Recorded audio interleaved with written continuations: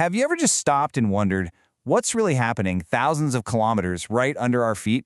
I mean, not just rock and magma, but a churning metallic heart that literally shapes our entire world? Well, today, we're taking a journey right to the center of it all.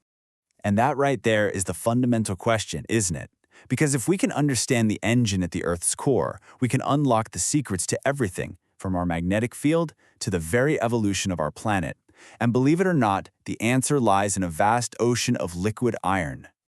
So our destination today, the liquid outer core. And I want you to forget any science fiction movie you've ever seen. This is a place of such profound extremes, it's almost impossible to wrap your head around.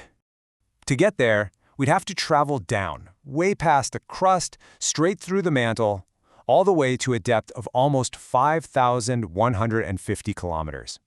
That's where you hit this unimaginably vast ocean of molten metal. Okay, now let's talk pressure. At these depths, we are talking about pressures hitting 3.3 times million times the atmosphere you're breathing right now. Think about that. It's the weight of an entire planet, all bearing down on a single point. It's just insane. And the temperature? Oh, it gets even crazier. It reaches up to 6,500 Kelvin. To put that in perspective for you, that is hotter than the surface of the sun. This isn't just a liquid, it's a super-pressurized, superheated state of matter that's almost alien to us. So, you see the problem, right? How on earth do you study a place like this? You can't drill a hole, you can't send a probe. For all intents and purposes, it's completely and utterly unreachable. And hey, don't just take my word for it. The scientific paper this whole explainer is based on puts it pretty bluntly. The extreme conditions create inherent practical difficulties. You gotta love it. That's a scientific way of saying, yeah, this is really, really hard. So what do we do? Well, on one hand, you have direct experiments, where scientists try to crush these tiny samples between diamond anvils. But they're incredibly difficult, and honestly, they can't fully replicate the core's insane environment.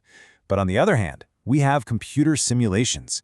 And this is where science takes a giant leap forward, basically giving us a virtual passport to the center of the Earth. So let's step inside this virtual lab.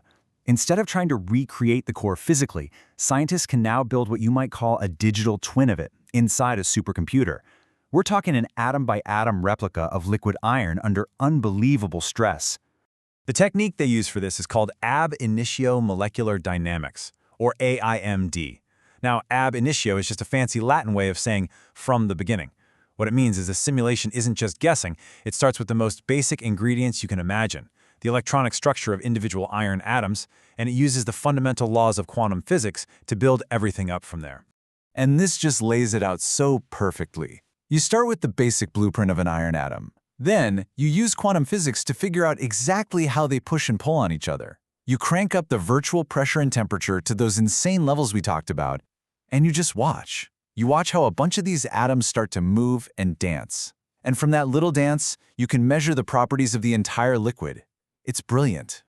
And believe me, what a dance it is. This is where we really get to the heart of the discovery. By watching these virtual atoms interact, scientists found some truly unexpected, kind of weird behaviors in the structure of liquid iron. Now get a load of this. This table shows the average number of nearest neighbors each little iron atom has as the pressure just skyrockets. You'd think everything would just get crushed closer and closer together, right? But look at those numbers. Whether you're at the surface or at 323 gigapascals, that's core-level pressure, each iron atom keeps about 12.5 neighbors. That is incredibly stable, and totally not what you'd expect. So, the huge takeaway here is that this isn't just some chaotic, random slush of atoms. Even under the most extreme conditions in our solar system, liquid iron holds on to a surprisingly consistent local structure. It's like finding a hidden sense of order deep inside the chaos. The researchers have a term for this. They call it a significant local icosahedral short-range order. Okay, that's a mouthful, I know, but what does it mean? Well, icosahedral just refers to a shape with 20 faces, kind of like a D20 die if you're a gamer. It means the atoms aren't in a random jumble. They actually prefer to arrange themselves into these really specific, complex geometric patterns. And this chart just makes it crystal clear. Look at that. About 65% of the local atomic arrangements are either perfect or slightly distorted icosahedrons. This isn't some minor detail. This is the dominant structure that defines how liquid iron behaves at the heart of our entire planet. So, what does all this structure mean for how the atoms actually move? Well, imagine each atom is trapped inside a little cage made up of its 12 or so neighbors. As you crank up the pressure, this cage shrinks, and the atom inside starts vibrating faster and more violently, trying to break out. This whole caged vibration thing is the key to understanding stuff like viscosity and how heat moves through the core.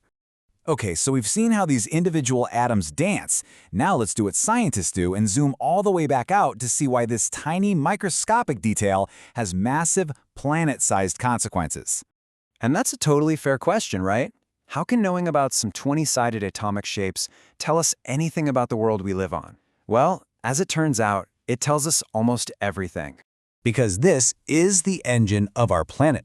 The flow and viscosity of this liquid iron, all governed by those tiny atomic structures, is what generates Earth's magnetic field. That's the shield protecting all life on Earth from deadly solar radiation. Understanding how heat moves through this liquid helps us model the long-term evolution of our planet. I mean, this research provides the fundamental data for a material that makes up 96% of the core's volume. We are finally understanding the operating manual for our own planet. And that leaves us with one last really fascinating thought. Through these incredible simulations, we've basically taken a journey to a place more hostile and more remote than the farthest star. So if we can now explore the heart of our own world with this kind of detail, you have to wonder, what other unreachable frontiers of science are we going to explore next?